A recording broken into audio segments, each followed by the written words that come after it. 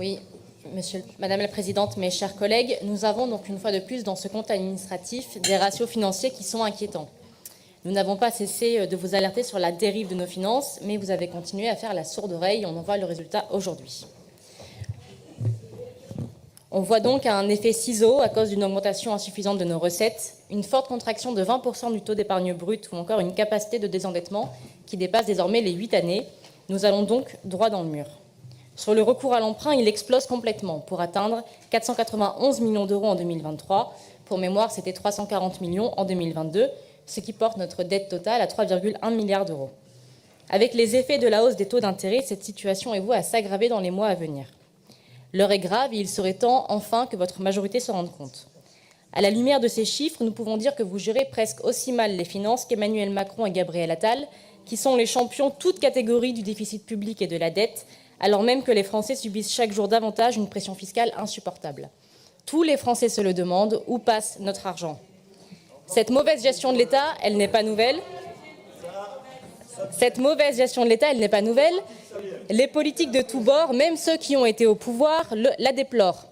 Alors comment avez-vous pu croire aux prévisions de croissance totalement fantaisistes de l'État pour 2023 ?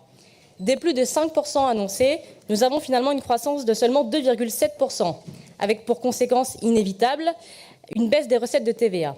Tout cela était prévisible et pourtant cela n'a pas été anticipé. Plus grave encore, vous ne proposez aucune solution face à cette situation, en dehors de vous plaindre constamment du manque de soutien financier de l'État, qui est certes réel, mais qui ne saurait expliquer à lui seul une dérive d'une telle ampleur. Vous vous plaignez en réalité de l'État pour masquer votre propre impuissance et votre incapacité à faire des économies. Quand vous prétendez vouloir ramener notre capacité de désendettement sous les 8 années, en misant uniquement sur un soutien accru de l'État ou sur une très hypothétique amélioration de la situation économique, nous comprenons que votre majorité est aux abois.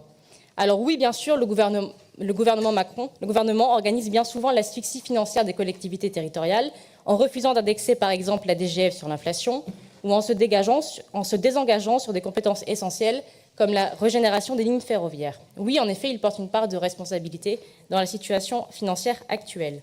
Mais 2 points.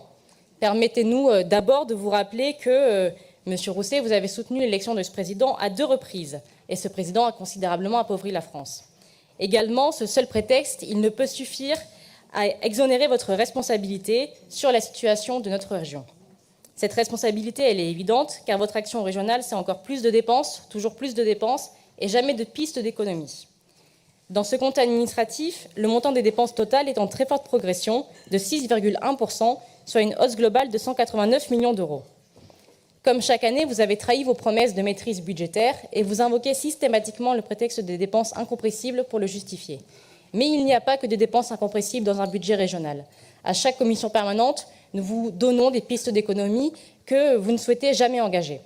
Pensons par exemple à ces millions qui sont gaspillés pour subventionner certains projets culturels, politisés ou même parfois obscènes, alors que ceux-ci ne trouvent aucun public. Tous ces films, spectacles ou festivals ouvertement militants qui vivent uniquement de vos subventions alors que personne ne se déplace pour les voir. Pensons aussi aux millions d'euros envoyés à l'autre bout du monde à travers votre politique de coopération internationale avec Madagascar, le Vietnam et tant d'autres. Au moment où nos agriculteurs sont à l'agonie, il est scandaleux que l'argent public serve par exemple à financer le développement du secteur agricole à Madagascar ou l'élevage de chèvres au Sénégal.